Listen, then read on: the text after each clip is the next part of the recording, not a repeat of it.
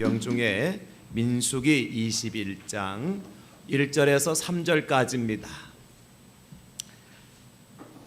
창세기, 출애굽기, 레위기, 민수기 순서적으로 21장 1절부터 3절까지 오늘 저와 여러분들에게 주시는 하나님의 음성 우리 함께 받으시겠습니다. 네겝에 거주하는 가나안 사람 곧 아라스의 왕이 이스라엘이 아다림 길로 온다 함을 듣고 이스라엘을 쳐서 그중 몇 사람을 사로잡은지라. 이스라엘이 여호와께 서원하여 이르되 주께서 만일 이 백성을 내 손에 넘기시면 내가 그들의 성읍을 다 멸하리이다. 여호와께서 이스라엘의 목소리를 들으시고 가나안 사람을 그들의 손에 넘기심에 그들과 그들의 성읍을 다 멸하니라. 그러므로 그곳 이름을 호르마라 하였더라. 아멘. 오늘 저는 이 말씀 본문을 중심으로 해서 광야에서 호르마의 복을 주십니다, 이런 제목으로 함께 말씀의 은혜를 나누려고 합니다. 우리 함께 선포합시다. 광야에서 호르마의 복을 주십니다. 광야에서 호르마의 복을 주십니다. 우리가 살아가는 이 세상이 광야 같은 세상인데 이 세상에서 이스라엘 백성들이 호르마에서 하나님의 복을 받았던 것처럼 저와 여러분들이 이 광야 같은 세상에서 이런 축복받는 복된 삶을 살아가실 수 있기를 예수님의 이름으로 축원합니다. 아멘. 축복합니다. 아멘. 여러분, 오늘 말씀의 배경은 사실 민수기 14장하고 또 신명기 1장이 하나의 배경이 됩니다. 우리가 잘 아는 것처럼 모세가 가나안 땅을 정복하기 전에 12정탐꾼을 미리 파송하잖아요. 그래서 이스라엘 지파가 12지파인데 각 지파에서 대표자 한 사람씩을 뽑아가지고 12사람을 가나안 땅을 미리 정탐하도록 이제 모세가 사람들을 파송을 했어요. 그들이 가나안 땅을 두루두루 살피고 이제 포도송이를 두 사람이 어깨에 메고 올, 한 송이를 어깨에 메고 올 정도로 엄청난 포도송이 하나를 메고 오면서 이제 모세에게 와서 보고를 하지 않습니까? 10사람들은 악평을 했어요. 가나안 땅에 들어가 보니까 과연 그 땅은 젖과 꿀이 흐르는 땅이 맞더라. 우리가 메고 온 포도송이를 봐봐라. 보통 산지나 밭에서는 구할 수 없는 엄청난 꽤 큰 포도송이지 않느냐. 기름기가 넘치고 큰 포도송이다. 그러나 문제가 있다. 뭐냐면 가나안 땅에는 아주 거인과 같은 큰 사람들이 살고 있고 가나안에 있는 성은 견고해서 그 누구도 무너뜨릴 수 없는 그런 견고한 진치와 같다. 우리가 그것에 공격해 들어가면 우리 중에 살아남을 사람들은 아무도 없다. 그러니까 차라리 우리가 애굽에 살든지 광야에서 죽는 것이 나을 뻔했다. 그러면서 모세와 지도자들을 원망하고 하나님을 원망하고 불평하지요. 왜 우리를 여기까지 끌고 와서 결국 가나안 땅 앞에서 이제 가나안 땅에 그들의 손에 우리가 죽임을 당해야 되느냐. 차라리 애굽에 있었더라면 죽지는 않고 노예 생활하더라도 먹을 수 있고 잠잘 수 있는 집이 있었지 않느냐. 그렇게 불평하는 것입니다. 그러나 여호수아와 갈렙은 아니다. 비록 그들이 강한 군사를 가지고 있고 엄청난 견고한 성을 진치를 가지고 있다 할지라도 하나님이 우리와 함께 하시면 그들은 우리의 밥이다.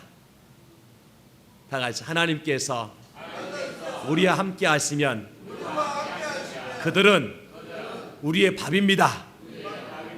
할렐루야. 광야에서 승리할 수 있는 사람은 그런 사람이에요.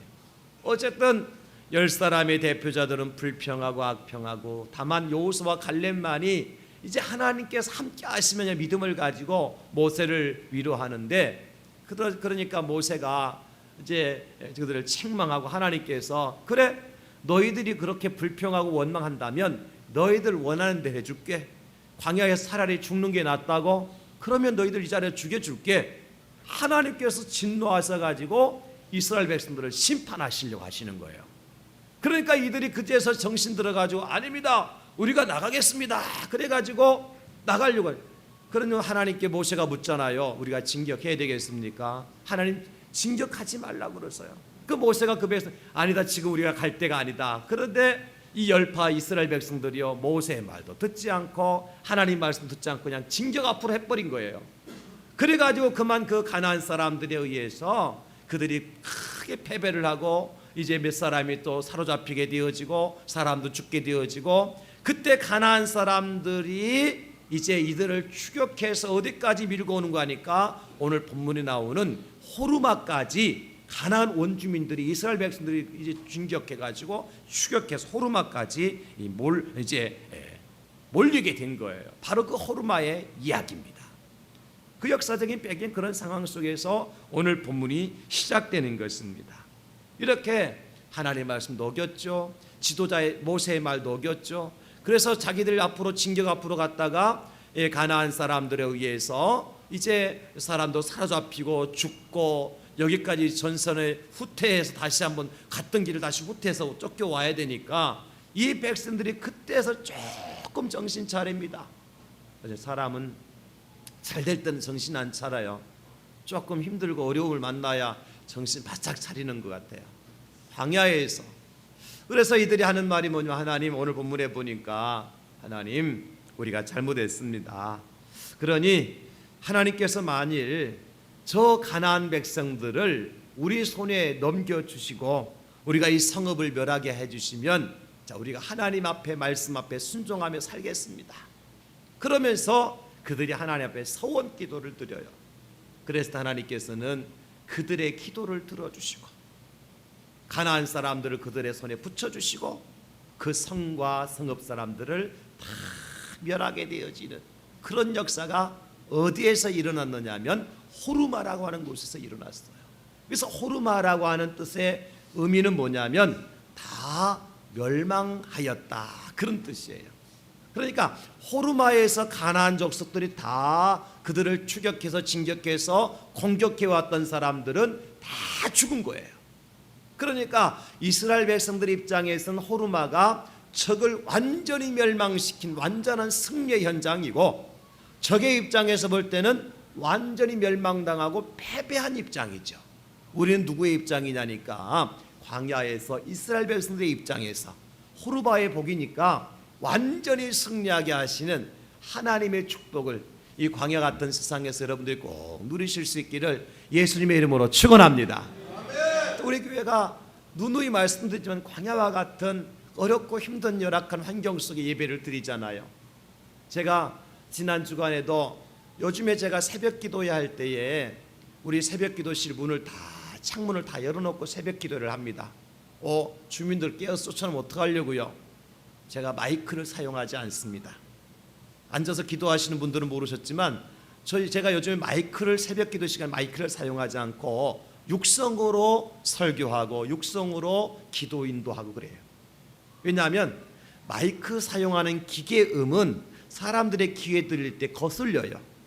그런데 육성으로 하게 되어진 사람의 소리는요, 조금 시끄러워도 말씀을 듣는 거라든지 찬송하는 소리는 그렇게 짜증나게 하지를 않아요.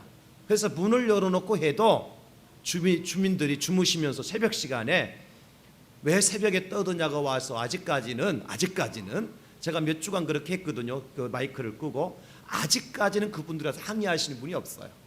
그러나 저는 힘들어요. 사실은 마이크 대고 서근서근 얘기하면 어렵지 않은데 마이크 안 대고 육성을 하게 되어지면 제 생소리를 내야 되니까 힘들어요.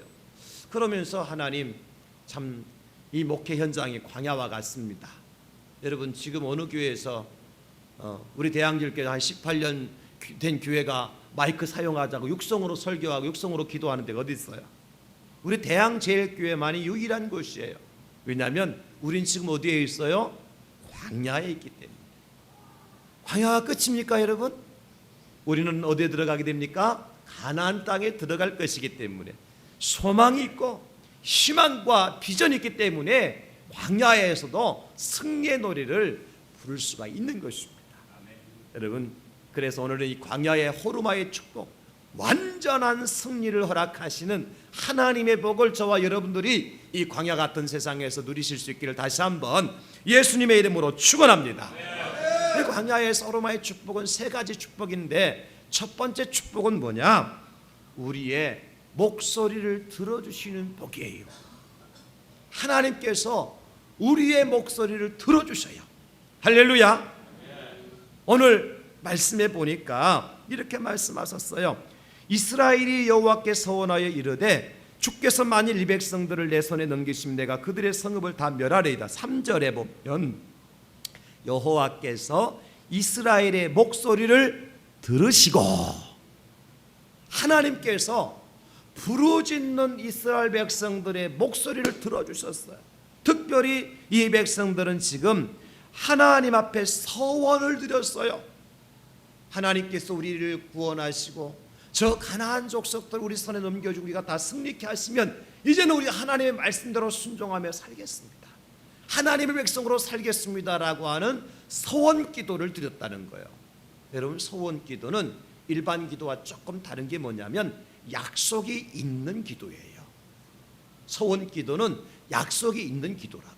예를 들어서 하나님께서 만약에 내가 지금 병들고 아파서 힘든데 이 병을 고쳐주시면 내가 하나님의 교회에서 일주일에 한 번씩 꼭 나가서 청소하고 봉사하며 살겠습니다. 그렇게 하나님과 약속을 하고 기도하는 것이 무슨 기도냐면 이것이 바로 서원 기도예요. 하나님은 우리의 서원 기도를 반드시 들어주시는 분이에요. 우리의 목소리까지 들어주신 하나님. 광야에서요, 누가 우리의 목소리를 들어주십니까 여러분? 광야 같은 세상에서 도대체 누가 우리의 소원을 들어줘요? 오직 하나님만이 이 광야 같은 세상에 우리의 목소리를 들어주시고 우리의 서원대로 갚아주시고 우리에게 기도 응답의 축복을 주신다는 사실 믿을 수 있기를 예수님의 이름으로 축원합니다. 그래서 예레미야 선지자는 33장 3절에 이렇게 말씀하셨어요. 너는 내게 부르짖으라 내가 내게 응답하겠고 네가 알지 못하는 크고 은밀한 일을 내게 보이리라. 할렐루야. 우리가 하나님께 광야에서 부르짖을 때에 하나님 우리의 기도를 들어주시고 응답해 주심으로 우리가 알지 못하고 깨닫지 못했던 크고 은밀한 것들을 보게 되는 그러한 복을 누려야 된다는 것입니다. 시편 기자는 시에서 시편 50편 15절에서 이렇게 말씀하십니다. 환난 날에 나를 부르라 내가 너를 건지리니 네가 나를 영화롭게 하리로다. 이 환난 날이 어디예요? 광야예요. 광야 같은 세상을 살아가는 환난의 때잖아요. 그때 우리가 할 수 있는 일은 무엇입니까? 하나님 구원해 주세요. 하나님 살려주세요. 하나님 도와주세요. 그리하면 내가 주님을 위해서 한번 내 평생 멋지게 한번 살아보겠습니다. 그러면 내가 너를 건지리니 구원하여 낼 것이다. 응답해 줄 것이다. 그래서 네가 나를 영화롭게 하리라. 하나님께서 그렇게 약속하셨어요. 여러분, 광야에서 기도하실 때 하나님이 들어주신다는 사실 믿고 여러분 서원하며 기도하신 여러분 될 수 있기를 예수님의 이름으로 축원합니다. 제가 지난 주간에 한 장로님으로부터 긴 문자를 받았는데 그 장로님이 이제 의자 같은 비품을 이렇게 취급하시는 분이셔. 우리 교회 장로님 아니시고 교회 이제 비품들을 취급하신 장로님이신데 긴 문자를 저한테 보내주셨더라고요. 다른 얘기가 아니라 그 울산에서 거부가 된 동태장사 여집사님의 스토리를 아주 길게 보내주셨어요. 그 내용에 보니까 6.25 전쟁 직후에 저 울산에서 동태장사를 하시던 여집사님이 계셨어요. 그 집사님이 참 동태를 머리에 이고 다니면서 한 마리 두 마리 팔아서 생계를 유지하는 그런 가난한 삶을 사셨단 말이에요. 근데 그 집사님 하나님 앞에 나가서 엎드려 기도해요. 하나님, 내가 죽기 전에 한 가지 소원이 있습니다. 그 소원이 무엇인가 하니까 하나님의 전을 한번 반듯한 하나님의 전 한 봉 지어서 하나님께 올려드리고 나 천국에 갈 수 있도록 해주시면 안 될까요? 하나님 저에게 물질을 주시면 그것 가지고 하나님의 전 멋지게 한번 지어놓고 반듯한 하나님의 교회 하나만 세워놓고 내가 천국 가고 싶습니다. 하나님 살아계신가 한번 보여주세요. 하나님 기도하는데 응답해 주시는가 보여주세요. 그러면서 머리에 통태를 이고 다니면서 기도하고 그 한 마리 두 마리 팔아서 생활하는 거야. 그렇게 하기를 몇 년 걸렸는가 하니까 10년이 걸렸어. 10년 동안 하나님께 응답이 없는 거예요. 늘 그 상태라. 여러분 저 울산 강원도 경북 울산에서 추운 데서 말이죠, 얼마나 어렵겠습니까? 그러나 이 집사님이 포기할 줄 몰라. 하나님, 저에게 꿈이 하나 있는가 기억해 주세요. 내 평생에 내가 천국 가기 전에 하나님의 전 한번, 교회 한번 멋지게, 아니 반듯하게 한번 지어놓고 천국 갈 수 있도록 한번 도와주세요. 하나님 물질 주시면 내가 그렇게 하겠습니다. 그렇게 10년 세월을 기도하고 지낸 거예요. 그 어느 날 동태를 머리에 달아이다 이고 동태 사세요, 동태 사세요 하면서 이고 가는데 저쪽에서 할머니 한 분이 아주머니 이리 좀 와보세요. 그러더니 그 가보았더만은 뭔가 이렇게 보따리에다가 그 보물함처럼 보따리 안에 들어있는데 이거 내가 평생 모은 동전이라고. 그러니까 이거 내가 줄 테니까 동태 한 개짝만 주면 안 되겠느냐고.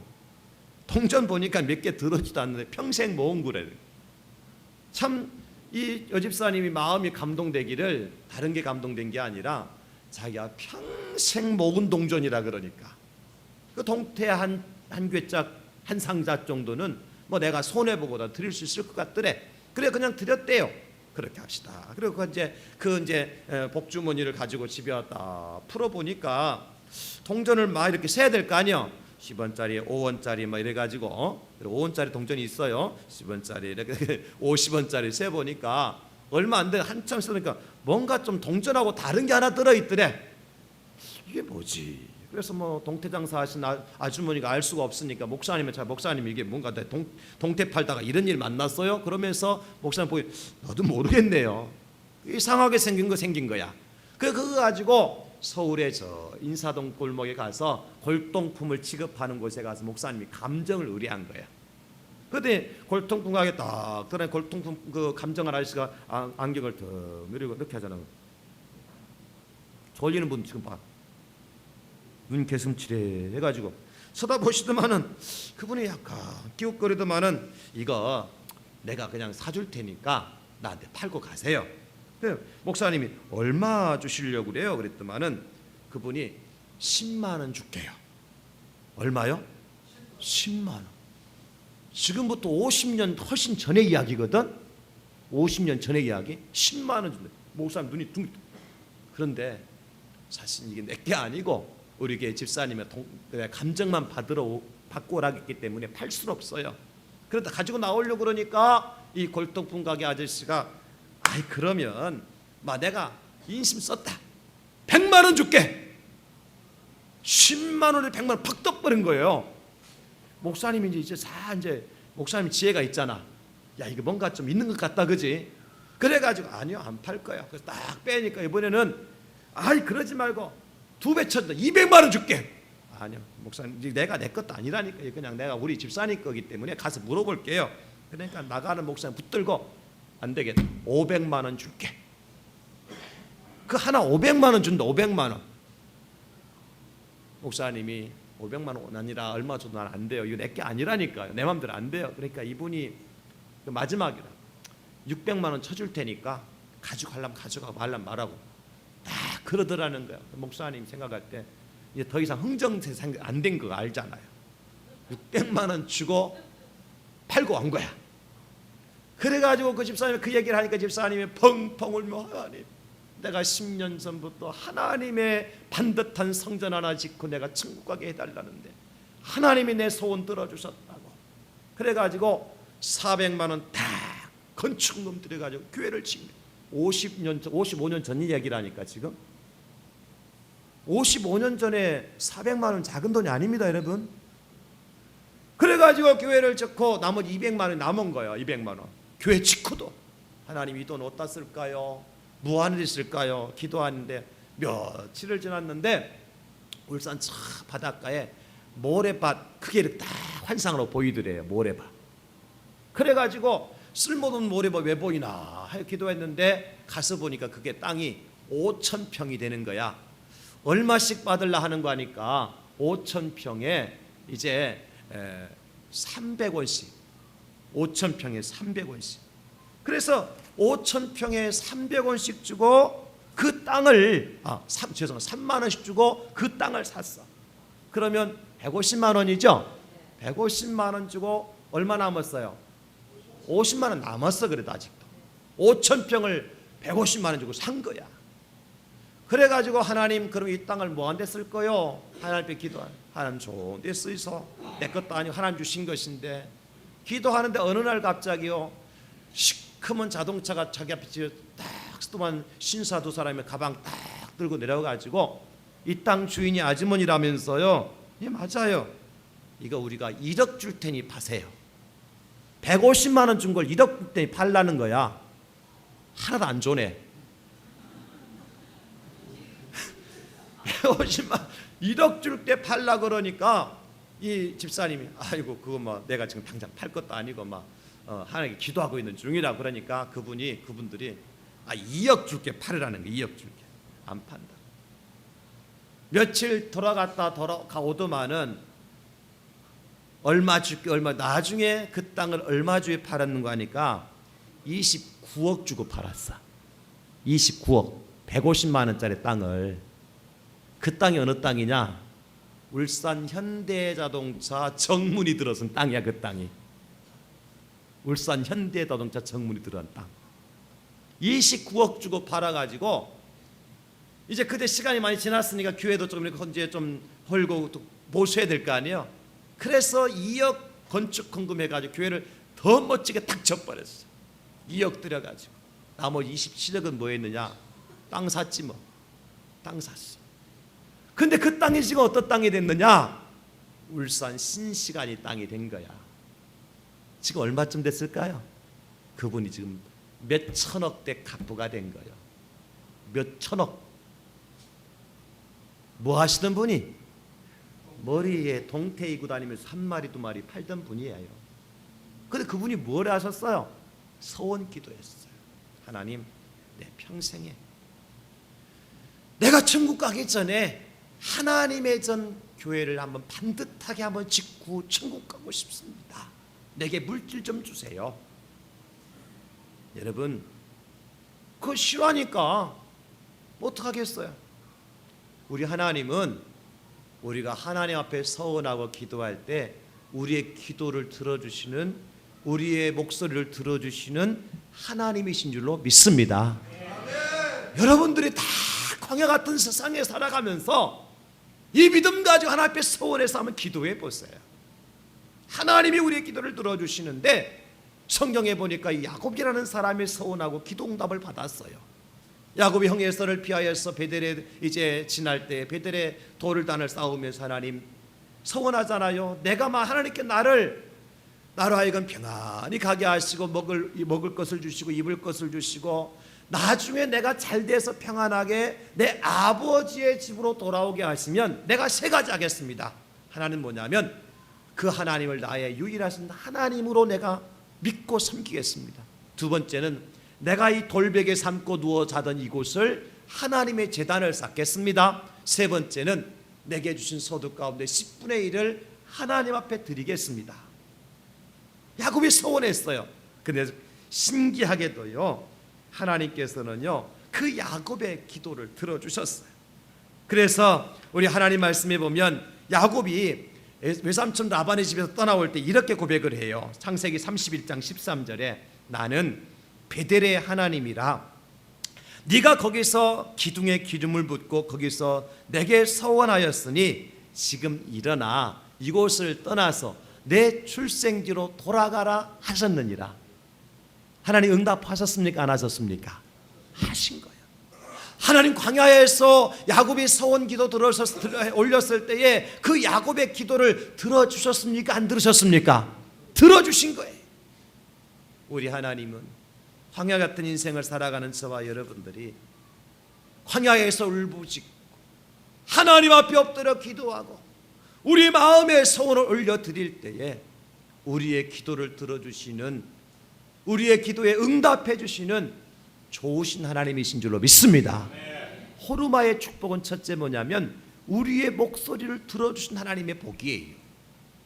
너의 말이 내 귀에 들린 그대로 내가 수행하리라. 여러분, 그러니까 우리 하나님 앞에 이왕이 소원 기도할 때요, 째째하게 하지 말고, 그죠? 좀 크게 해요. 멋지게 하세요. 하나님, 내 병 고쳐주시면, 하나님, 우리 사업장 이렇게 해주시면, 하나님, 내 자식 잘 되게 해주시면 내가 하나님의 교회 반듯하게 한번 세워보겠습니다. 내가 선교사 100명 정도 내가 한번 파송 한번 해보겠습니다. 아멘 안 하는 거 보세요. 그 손해볼 거 없잖아요, 여러분. 하나님 내게 축복해 주시고 은혜 주시면 내 힘으로 내 능으로 하는 것이 아니라 하나님의 것을 가지고 하나님의 일을 한다는데 하나님이 안 해주시겠습니까? 하나님은 모든 것에 부여하신 분이신 줄로 믿습니다. 여러분, 오늘 우리가 다 한 가지 이상 소원을 소원 작정하세요. 그렇다고 해서 내가 감당하지 못할 소원 하지 마시고 하나님께서 힘 주시면, 능력 주시면 내가 하나님 앞에서 한번 반듯하게 멋지게 한번 살아보겠습니다. 오직 하나님만을 유일하신 하나님, 나의 구주로 믿고 살겠습니다. 광야에서 우리가 할 수 있는 것은 하나님 앞에 엎드려 기도하는 것밖에 없어요. 하나님 우리의 목소리를 반드시 들어주시는 호르마의 축복의 주인공인 줄 믿으시기를 예수님의 이름으로 축원합니다. 두 번째는, 호르마의 축복 두 번째는 뭐냐면 가나안 사람들을 넘겨주시는 복이에요. 오늘 말씀의 3절에 계속해서 말씀하시기를 가나안 사람을 그들의 손에 넘기심에 그랬습니다. 여러분 말씀을 잘 보셔야 돼요. 지금 싸움은 누가 하느냐면 싸움은 하나님이 하셔요. 근데 그 승리의 영광의 자리에 누가 서느냐면 이스라엘이 서요. 그죠? 전쟁에서 이기게 하시면 누구예요? 하나님이셔요. 근데 그 승리의 전리품들을 누가 가져가요? 이스라엘 백성들이 가져가요. 이거 차이예요, 여러분. 하나님이 싸웠으니까 다 내 거다, 하나님이 다 거둬가시는 것이 아니라 싸우시고 승리하게 하시고 모든 영광은 다 누구에게 돌려주느냐 하면 하나님의 백성들에게 돌려주시는 분이요. 할렐루야. 우리 하나님이 그런 분이라니까요. 하나님은 전능하신 분이시고 전지하신 분이시고 모든 것에 풍성하신 분이신데 그 하나님께서요 다 저와 여러분 일은 하나님이 하시고 공은 우리에게 다 돌리시는 거예요. 근데 우리는 반대로 하잖아. 그죠? 하나님이 일하게 하시고 공은 내가 받으려고 그러잖아. 하나님은 반대예요. 당신이 일하시고 공은 다 당신 백성들에게 주시는 거예요. 사실 가나안 족속들과 싸워서 이스라엘 백성들이 승리할 수 있는 확률이 몇 %예요? 없어요. 0%예요. 왜? 가나안 원주민들, 이들은 지금 광야에서 40년 동안 지쳐 있는데 싸울 수가 없잖아요. 그러나 전쟁은 누구의 손에 달려 있습니까? 하나님의 손. 그래서 오늘 말씀에 가나안 사람들을 그들의 손에 넘기심에 그런 거예요. 저는 이 말씀을 붙들고요 얼마나 감사했는지 몰라요. 여러분, 하나님께서 당신이 모든 일들을 다 계획하시고 계획하신 대로 일일이 다 이루어 가세요. 근데 그 공과 영광은 누구에게 돌려주시냐면 그 일에 동참하고 그 믿음을 가진 하나님 백성들에게 돌려주시더라고요. 그런 것 같아요. 그러니까 다윗이 가서, 여러분 전쟁터 나가 다윗이 싸워서 승리했잖아요. 근데 다윗이 힘이 있어서 승리했나요? 골리앗과 싸울 때 다윗이 힘이 있어서 승리했나요? 누가 이기게 하셨어요? 하나님께서. 분명하잖아요. 그런데 다윗이 승리하고 돌아올 때에 이스라엘의 여인들과 백성들이 뭐라고 불러요? 다윗이 죽은 자가 만만이라 그러면서 다윗에게 영광을 다 돌리는 거예요. 이게 우리 하나님께서 하신 일이라니까요. 여러분, 그런 여러분 염려하지 마세요. 우리가 광야 같은 삶을 살아가지만 하나님께서 반드시 가나안 사람을 이스라엘 손에 넘겨줬다고 하는 것은 광야 같은 세상 속에서도 영광의 자리로 저와 여러분들 하나님께서 인도해 주신다고 하는 약속입니다. 할렐루야. 사람이 하나님께 영광을 돌려드릴 수 있습니까, 여러분? 불가능해요. 저 자신을 볼 땐 불가능해요. 왜냐하면 사람은 다 죄성을 가지고 있잖아요. 그죠? 얼마나 마음에 악한 생각도 많고 얼마나 추한 생각도 많이 품고 살아갑니까? 뭐 표현 안 했을 뿐이고 안 나타냈을 뿐이지. 다 그렇다. 욕심도 많고, 그죠? 우리 안에 그 욕심 많고 죄 많은 모습 가지고는 하나님께 영광을 돌려드릴 수가 없어요. 그런데 인생의 가장 첫 번째 목적을 하나님께 영광 돌리는 것이라고 그러거든요. 근데 여러분, 의미를 잘 아셔야 돼요. 우리가 하나님께 영광을 돌려드리는 것이 아니라 하나님께서 우리들을 영광의 자리로 인도해 가시는 거예요. 우리는 연약하고 부족하고 죄인 중에 괴수고 억만 죄악 가운데 죽어 마땅할 존재들이고 마른 막대기만도 못하고 칠삭둥이 팔삭둥이에 불과한 사도 바울이 고백한 거 아닙니까, 여러분? 그런데 그런 인생들을 하나님께서 어디로 인도하시는 거 하니까 영광의 자리로 인도하신다. 할렐루야. 이게 호르마의 두 번째 축복이에요. 여러분, 로마서 8장 36절에 사도 바울은 고백하지요. 우리가 종일 주를 위하여 죽임을 당하게 되며 도살할 양같이 여김을 받았나이다. 그러나 이 37절에 보면 이 모든 일에 우리를 사랑하시는 이로 말미암아 우리가 넉넉히 이기느니라. 내 힘과 내 능력으로 승리하는 것이 아니라 다 같이 우리를 사랑하시는 주님으로 말미암아. 그렇습니다. 우리를 사랑하시는 그 하나님 때문에 우리가 이기는 거예요. 그 하나님이 우리에게 승리의 전리품들을 우리에게 넘겨주시는 거예요. 그렇죠? 하나님이 이기게 하셨으니까 내놔라 그래도 우리가 내드려야 되는데, 아니 내놓으라 안 하신다니까. 네 해라, 네 해라 그러시는 거예요. 참 기가 막힌 얘기예요. 여러분, 어떤 사람은 머리가 좋아서 지혜가 있어서 좋은 성적을 가지고 세상 사람들로부터 칭찬받고 영광을 받는 사람이 있고, 어떤 사람은 체력이 좋고 운동 솜씨가 기술이 좋아서 운동 스포츠를 통해서 세상 사람들 영광 받잖아요. 그런데 여러분, 그 지혜와 체력과 모든 것을 누가 주십니까? 하나님이 주시는 거예요. 리우올림픽에서 아무리 내가 열심히 해도 하나님께서 모기 한 방 딱 물리게 하면 그만입니다. 그죠? 안 돼요. 하나님이지. 그런데 영광은 누가 차지해요? 금메달 맨 선수가 차지하는 거예요. 하나님 여러분들을 그 자리에 인도하고 싶어 하시는 거예요. 지금 왜 여러분이 광야 같은 세상 우리 대항지를 함께 섬기게 하셨느냐? 하나님이 지금 데리고 가시 어디로? 영광의 자리로. 우리의 손에 가나안 족속을 넘겨주시기 위해서 하나님께서 영광의 자리 인도하시기 위해서 우리 광야 생활하게 하는 거예요. 저는요, 만약에 우리가 이 광야 생활을 믿음 안에 승리를 잘하고 세비전센터에 들어가서 우리 하나님을 섬기게 되어지면 많은 세상 사람들이 뭐라 그럴까요?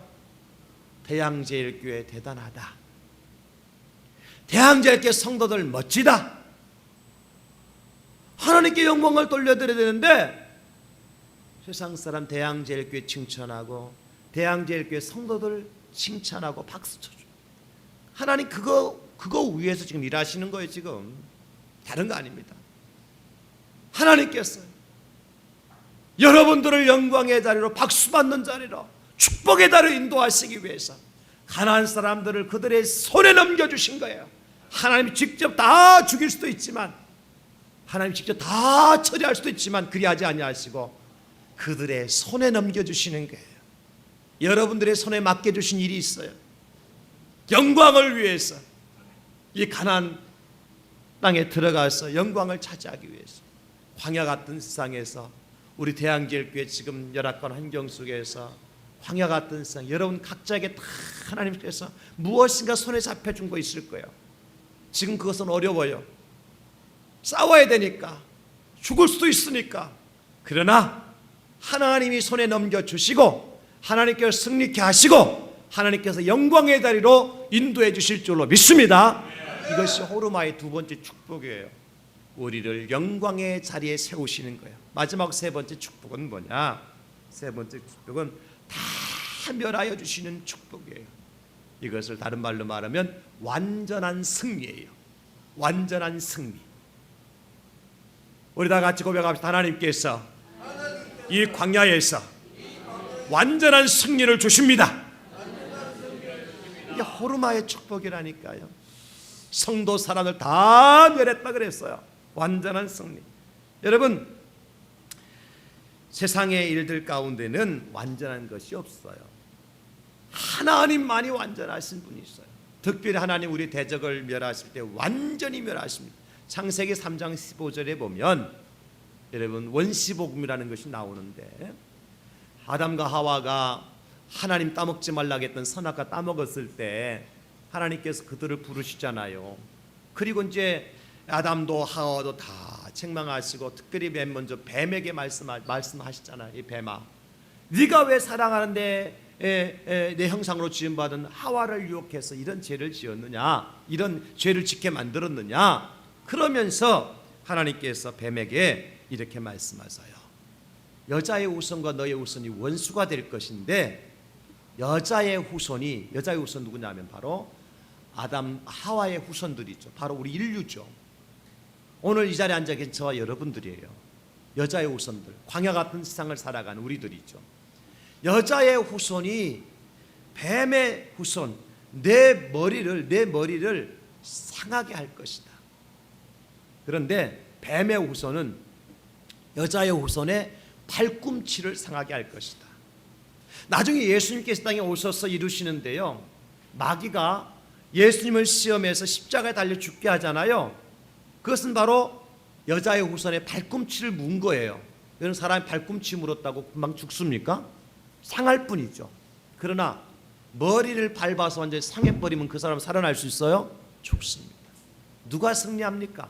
여자의 후손이 승리합니다. 어떻게 승리합니까? 머리를 상하게 해서, 원수마귀 사탄이 머리를 상하게 하셔서 완전히 승리하게 하십니다.